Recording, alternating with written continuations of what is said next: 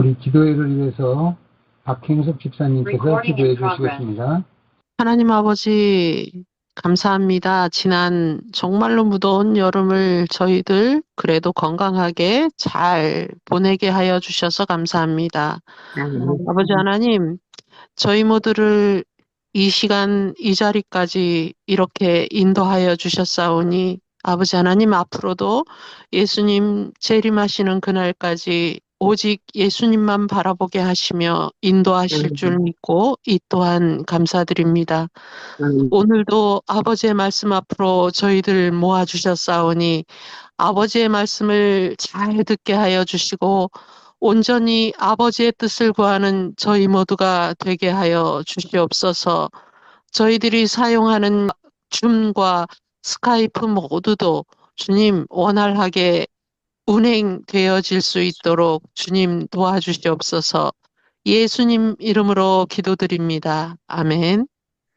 오늘도 하나님의 말씀, 사랑의 말씀을 이학봉 목사님께서 증거해 주시겠습니다. 이학봉 목사님. 네, 안녕하십니까. 오늘 새벽은 실물교훈 제29장입니다.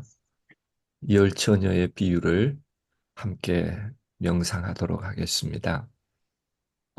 그리스도께서는 당신의 제자들과 감람산 위에 앉아 계셨습니다. 해는 서산해지고 하늘은 저녁 그늘에 덮여가고 있었습니다. 거기서 내려다 보이는 한 집에서는 무슨 잔치가 베풀어지는지 불이 환하게 켜져 있었습니다. 열린 창문을 통해 흘러나오는 불빛과 집 주위에 많은 사람들이 기다리고 있는 것으로 보아 멀지 않아 혼례 행렬이 나타나게 될 것을 능히 짐작할 수 있었습니다. 동양의 많은 나라에서는 혼인 예식을 밤에 행하는 풍습이 있었습니다. 왜 혼인 예식을 밤에 했을까 하는 이유지요. 구약 시대의 하루의 시작은 저녁이 되며 아침이 되니 결국 일몰이 하루의 시작이었기에 혼인한 날 하루의 시작 그 시점에 혼인 예식을 거행하였기에 저녁이 되며 이 혼례 예식은 시작하게 된 것이었죠. 그런데 이 결혼식의 방법은 신랑이 신부 집으로 가서 그를 맞아 자기 집으로 데려오게 됩니다. 그러기에 혼례 행렬은 횃불을 앞세우고 신부 집을 나와 신랑 집으로 가게 됩니다. 그리고 신랑의 집에서는 초대받는 사람들을 위하여 피로연을 준비합니다. 그러기에 밤에 가는 혼례 행렬 때문에 10명의 길에서 빛을 비추는 들러리들을 필요로 했습니다. 그리스도께서 내려다보시던 장면 역시 한 무리가 혼례 행렬에 참가하기 위하여 행렬이 나타나기를 기다리고 있는 장면이었습니다. 신부의 집 가까이에는 흰옷을 입은 열 처녀가 기다리고 있었습니다. 그들은 각각 불이 켜진 등과 기름을 담은 작은 병을 갖고 있었습니다. 모두 다 신랑이 나타나기를 고대하고 있었습니다. 그러나 신랑은 지체하였습니다. 1시간이 가고 2시간이 지났는데도 기다리는 자들은 피곤해서 잠이 들고 말 때까지 신랑은 오지 않았습니다. 밤중이 되어 보라 신랑이로다 맞으러 나오라 이 부르짖음이 들려왔습니다. 졸던 자들은 황급히 깨어 벌떡 일어났습니다. 여기 밤중이 되어라고 하는 표현은 우리 한글 성경에는 이 밤중의 시점이 어디쯤인지 정확하게 언급되고 있지 않습니다만 그냥 밤중이라고 표현했습니다.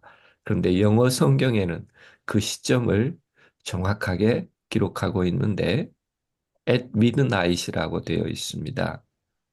자정에, 그러니까 한밤 12시쯤이라고 보면 되겠죠. 그때야 신랑이 맞으러 나오라 라는 부르짖음이 들렸습니다. 그들은 횃불을 환히 밝히고 음악에 맞춰 즐거운 혼례 행렬이 이제 다가오는 것을 그 언덕 위에서 보았습니다. 그들은 신랑의 말소리와 신부의 말소리를 들었습니다. 열 처녀는 등을 들고 나갈 준비를 했습니다. 그러나 그중 다섯 처녀는 등잔에 기름을 채우는 일을 등한히 했습니다. 그들은 그렇게 오래 지체되리라고 생각지 않으므로 그러한 비상사태를 위하여 아무런 준비도 하지 않았습니다. 그들은 절박하여 슬기 있는 처녀들에게 우리 등불이 꺼져가니 너희 기름을 좀 나눠달라고 애원하였습니다. 그러나 슬기 있는 다섯 처녀는 이미 병의 기름을 다 등잔에 부은 후였으므로 그들에게 나누어 줄 것이 없었습니다. 그래서 그들은 우리와 너희 쓰기에 다 부족할까 하노니 차라리 파는 자들에게서 가서 너희 쓸 것을 사라라고 대답하였습니다. 그런데 그들이 기름을 사러 간 동안에 혼인 행렬은 그들을 버려둔 채 지나가 버렸습니다. 불이 켜진 등을 가진 다섯처는 그 무리와 합세하여 그 행렬과 함께 집에 들어갔습니다. 그리고 문은 닫혀버렸습니다.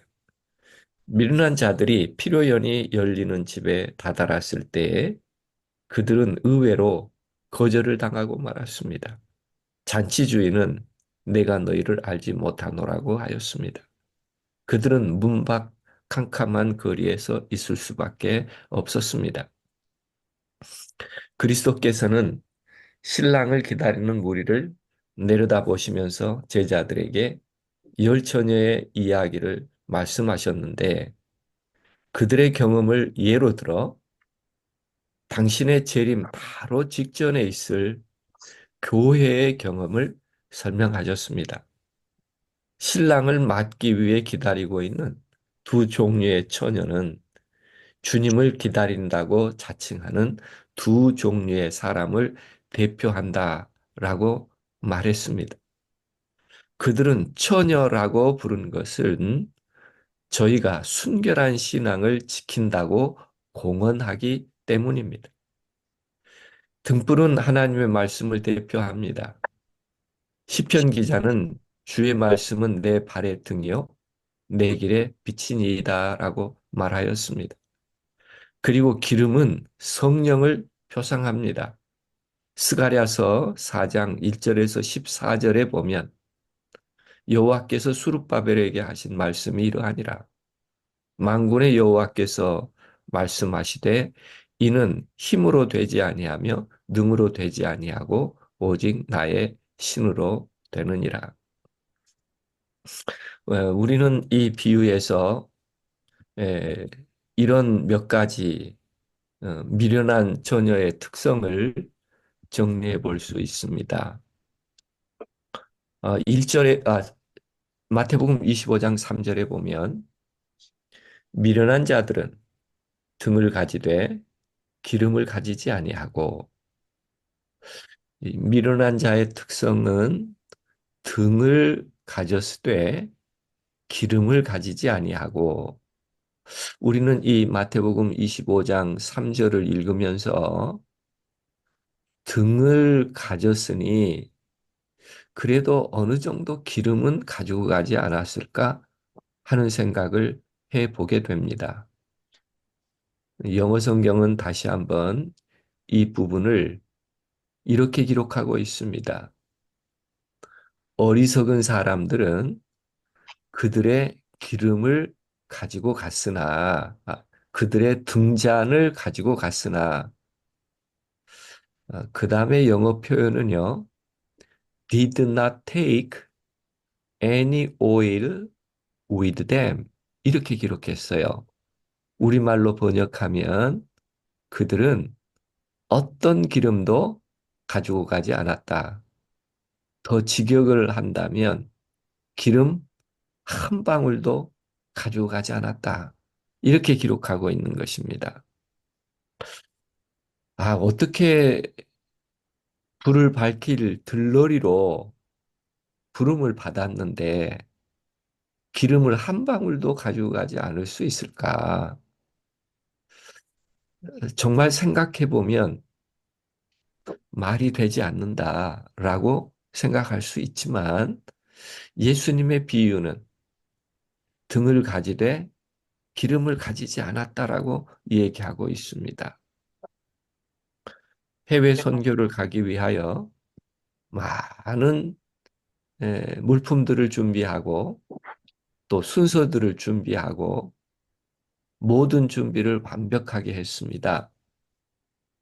그리고 출국하기 위하여 공항에 갔는데 여권을 가지고 가지 않았어요. 집에 두고 간 것입니다. 그러면 선교지에 갈 수 있을까요? 절대 갈 수 없습니다.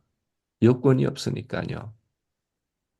그러면 우리가 선교지를 위해서 이렇게 다 준비했다고 공항 직원에게 아무리 설명한다고 할지라도 그날은 선교지로 갈 수 없는 것입니다. 무엇을 의미할까요? 종교와 관련된 많은 것들을 했을지라도 정말 하나님께서 보실 때에 필요한 순수한 신앙과 믿음은 그 내면에 없었다면 바로 이와 같은 종교인의 모습, 재림의 마지막 시기에 보여진 그리스도인의 모습을 열처녀의 비유에서 어리석은 처녀로 잘 표현하고 있습니다. 실물교훈에는 등자는 하나님의 말씀이요 기름은 성령이라고 말했습니다. 오늘 재림교인들 가운데 목표는 많으나 목적이 없고 주장은 많으나 주관은 없고 변질은 많으나 변화는 없고 자랑은 많으나 자격은 없고 사심은 많으나 사랑은 없고 감정은 많으나 감사는 없고 성질은 많으나 성령은 없고 예배는 많으나 예수는 없고 더 중요한 게 없는 것입니다. 텅 빈 기름병과 같은 마지막 시대의 그리스도인의 모습을 보면서 오늘 예수 그리스도는 신랑이시며 교회는 신부이며 우리는 신랑과 신부의 혼인 예식에 불을 밝혀야 할 들러리로서 그 불의 중심인 그리스도가 우리 가운데 있는가 하는 질문을 우리가 우리가 가져보게 됩니다. 그러므로 이 비유는 우리들에게 다시 한번 다섯 처녀에 대한 우리의 모습을 바라보면서 처음에는 얼마 동안 그들 사이에 별다른 차이를 볼 수가 없었습니다. 이와 같이 그리스도의 재림 바로 전에 사는 교회도 그러하다라고 신물교훈에 기록합니다. 모든 사람이 다 성경을 지식을 가지고 있고 또 성경에 대한 지식을 가지고 있고 그리스도께서 오실 때가 가까웠다는 기별을 들었으며 그분이 오실 것을 확신하며 기다리고 있었습니다. 그러나 비유 가운데 나타나는 일들을 오늘날에도 볼 수 있다라고 기록합니다. 다시 말하면 오늘 우리가 모든 사실을 믿는다고 할지라도 진정으로 그리스도의 아름다움, 그것을 밝혀내야 할 기름이 없는 성령이 없는 삶을 사는 것을 지적하고 있습니다. 그런데 마태복음 25장에 나타난 비유 가운데서 우리는 어떤 면을 살펴볼 수 있느냐면 우리 그리스도인의 생애 가운데서 진정한 변화가 있었는지 점검해 보면 정말 성령이 우리 가운데 내재하는지 그렇지 않는지를 생각해 볼 수 있습니다. 첫 번째는 내 감각이 변하고 있는가 하는 문제입니다. 요한복음 21장 7절에 보면 그 제자가 베드로에게 이르되 주시라 하니, 이 성경절의 배경은 예수님께서 부활하신 후에 제자들과 갈릴리에서 만나기로 하고 예수님은 그 해변에서 기다리고 있었습니다.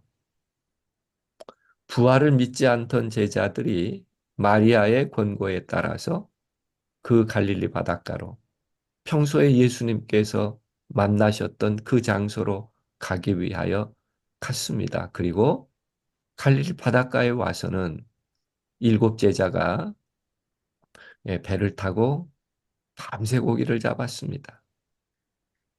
그들은 한 마리도 잡지 못했죠. 예수님과 그들 사이의 거리는 약 90간이라고 기록하고 있습니다.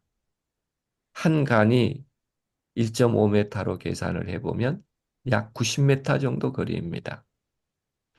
예수님은 밤새 불을 켜고 제자들이 배고플 것을 아시고 떡과 생선을 굽고 있었습니다. 90m 거리에서요. 담뱃불도 보이는 거리입니다. 예수님께서 숯불에 떡과 고기를 구우면 불꽃이 일었을 것입니다. 그 말은 예수님께서 내가 여기서 너희를 기다리고 있으니 그냥 와도 된다는 그런 신호와 같은 것입니다. 아마 그물을 이쪽으로 던지고 저쪽으로 던지다가 그 일곱 제자 중에 누구라도 해변에 숯불이 있고 선생님이 앉아 계신 것을 볼 수 있었을 것입니다. 그러나 예수님은 밤새 내가 여기 있으니 그냥 와도 된다고 하는 신호를 보내고 있었음에도 불구하고 예수님의 제자들은 날이 셀 때까지 예수님께 다가가지 않았습니다. 이제 날이 새니 숯불이 더 이상 의미가 없어졌습니다. 그래서 예수님께서 해변을 걸어서 서성거리셨습니다. 그래도 제자들은 아랑곳하지 않았습니다. 그때 예수님께서 밤새 헛그물질을 하는 제자들이 너무 시장할까 봐 그들을 향해 불렀습니다. 동일하게, 얘들아, 너희에게 고기가 있느냐? 바로 그 순간입니다. 예수님의 음성을 들은 제자가, 주석가들은 요한이라고 합니다. 베드로에게 주시라 이렇게 말합니다.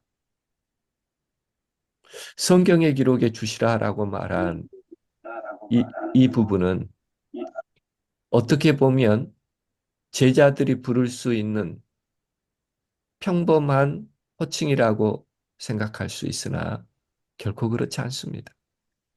요한과 베드로는 갈릴리 바닷가의 어부였기 때문에 그들은 본능적으로 그물에 고기가 출렁이는 것을 보면 잡았다 혹은 고기다 이렇게 소리 질렀을 것입니다.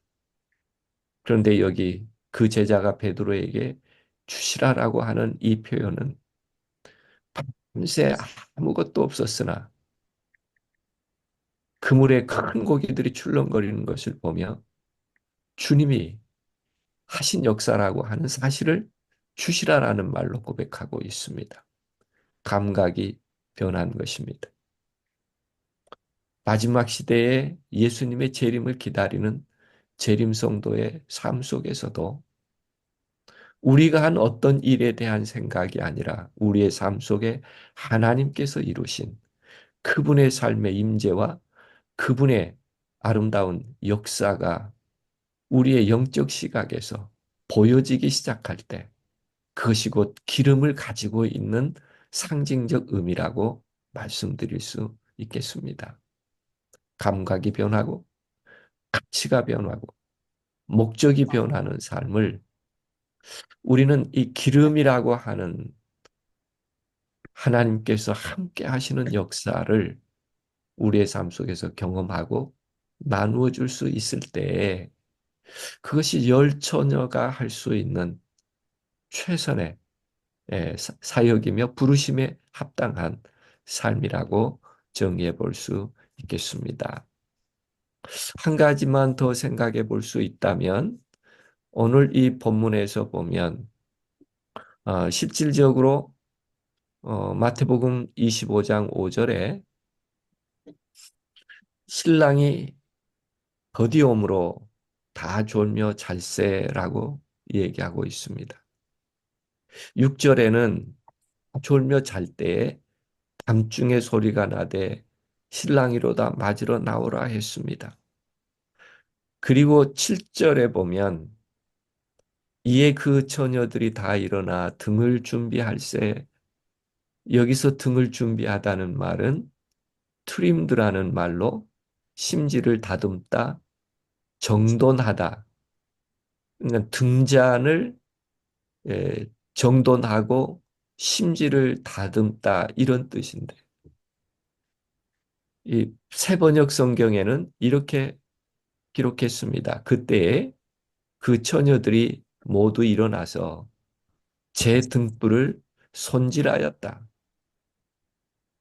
제 등불을 손질을 했는데 미련한 자들이 슬기 있는 자들에게 이르되 우리 등불이 꺼져가니 너희 기름을 좀 나눠달라. 그렇게 말하고 있습니다. 심지를 다듬고 심지를 돋우는데 그만 붙인 불이 꺼져버리고 만 것입니다. 여기서 우리는 미련한 처녀의 특성을 보는 것이지요. 너희 기름을 좀 나눠달라. 기름이 없는 것입니다. 이거 언제 점검해 봤으면 좋을까요? 이런 실수가 없기 위해서는요. 들러리 준비를 자기 집에서 할 때 불을 밝혀야 될 등을 준비하면서 기름이 있는지 없는지 점검해 봤어야 했을 것입니다. 들러리 준비에 들떠서 등잔은 가지고 가면서도 밝혀야 될 등의 기름을 확인하지 않는 것입니다. 이게 미련한 자의 특성이라고 얘기합니다. 들러리를 준비할 때나 들러리 집에서 나갈 때나 혹은 친구 신부의 집에 도착해서나 신랑이 더디옴으로 기다릴 때 자정이 다 된 시간까지 그들은 수다를 떨며 그들의 관심에 대한 이야기를 나누며 그렇게 지내는 동안에 한 번이라도 신랑이 오지 않기에 심지를 다듬으며 정돈하여 한 번이라도 미리 불을 켜봤더라면 이런 낭패는 없었을 것입니다. 다시 말하면 다섯 처녀의 밀어나면 그들이 밝힐 등불을 밝힐 수 있는지를 사전에 한번 점검해 보았더라면 얼마나 아름다웠을까? 얼마나 적실했을까? 너희 기름을 좀 나눠달라고 하는 말을 하지 않았을 것입니다. 등불도 꺼져가지 않았을 것입니다. 이 열 처녀의 비유에서 우리들에게 말씀하시려고 하는 것은 지금 점검해 보라는 것입니다. 지금 우리의 많은 부분에서 우리의 신앙을 점검해 볼 필요가 있습니다. 우리는 안식일을 거룩하게 지키는가? 매일마다 하나님의 말씀을 명상하며 그분의 말씀이 우리 안에 새로운 삶의 기쁨과 감사가 되도록 말씀을 명상하는 삶을 살고 있는가?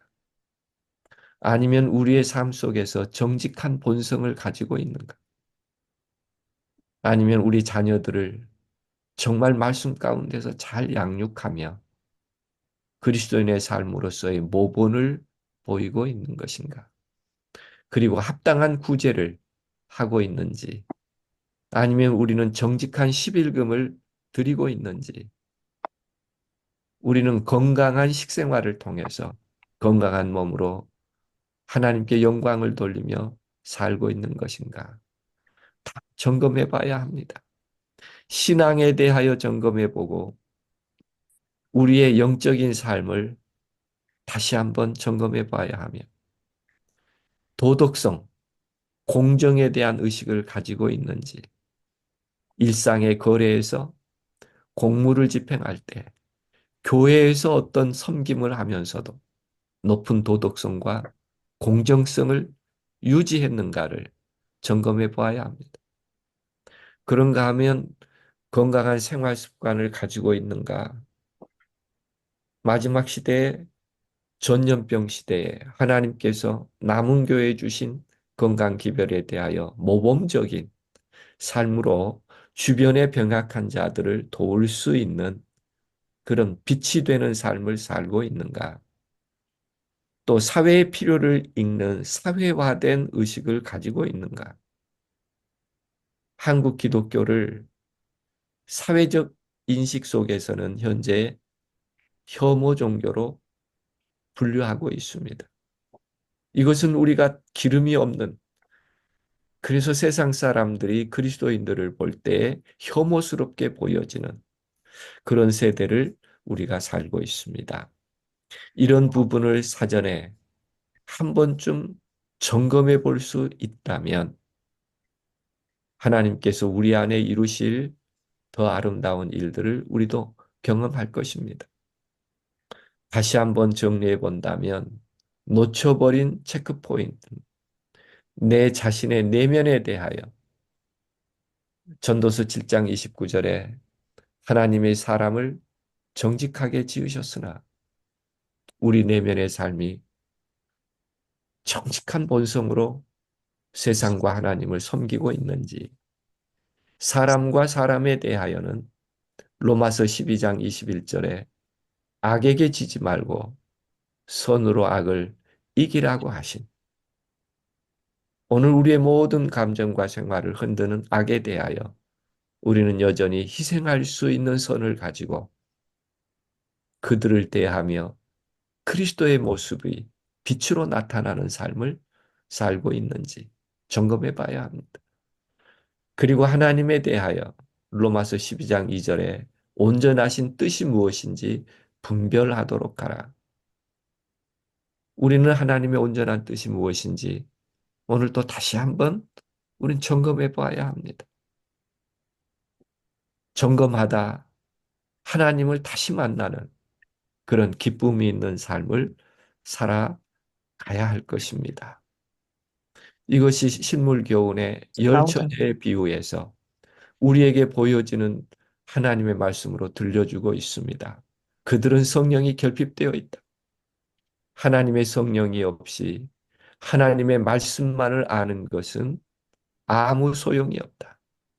성령의 감화가 없는 진리의 이론만으로는 사람의 심령을 깨우치고 마음을 심화시킬 수 없다. 우리가 비록 성경 말씀과 약속들에 정통하다 할지라도 하나님의 영이 진리를 깊이 깨닫게 하지 않을 것 같으면 우리의 품성은 변화되지 않을 것이다. 성령이 우리 마음을 밝혀주지 않을 것 같으면 사람들은 진리와 오류를 분간할 수 없게 될 것이며 저희는 사단의 교묘한 시험에 빠지게 될 것이다. 그렇습니다. 오늘 말씀을 줄이면서 미련한 처녀로 대표된 계급은 외식하는 자들이 아니다. 그들은 진리를 존중히 여기고 진리를 옹호해 왔으며 또 진리를 믿는 사람들에게 매혹되었다. 그러나 저희는 성령의 역사에 순종하지 않았다. 그들은 반석 되시는 예수님 위에 떨어져 저희의 옛 성질을 깨뜨리려 하지 않았다. 우리는 이 말씀을 마음 가운데 간직하면서 오늘도 내 안에 진정한 성령의 기름이 내재하고 있는지, 그리고 우리에게 아직 신랑이로다 맞으러 나오라고 하는 부름이 있기 바로 직전이기에 우리의 신앙과 우리의 내면의 본성과 인간의 관계와 그리고 하나님에 대하여 다시 한번 성령으로 인하여 그리스도의 품성을 드러내 세상 사람 어둠 가운데 있는 자들로 그리스도를 발견하며 주의 나라를 위해 예비할 수 있는 그런 삶을 살아가고 있는지를 점검하면서 성령이 충만한 생애를 우리 감남산 모든 회원들이 살아갈 수 있게 되기를 간절히 바라면서 말씀을 줄이겠습니다. 감사하신 하나님, 여전히 새벽을 깨우시며 우리를 사랑으로 인도하시는 우리 하나님께 감사를 드립니다. 저희가 등불을 밝혀야 될 사명을 부름받은 자로 오늘도 저희의 삶 속에 하나님의 거룩한 성령의 임재하심을 간구합니다. 우리의 성향과 기질대로 버려두지 마시고 육신의 생각을 도말하여 주옵시며 언제나 성령의 세미한 음성에 귀를 기울이며 순종이 기쁨이 되는 삶이 되도록 저희의 삶을 인도해 주시기를 간절히 기도합니다. 저희의 감각이 변하기를 원합니다. 저희의 가치가 변하기를 원합니다. 저희의 삶의 목적이 하나님의 거룩한 뜻에 일치해 가는 그런 아름답고 거룩한 삶이 있기를 간절히 원합니다.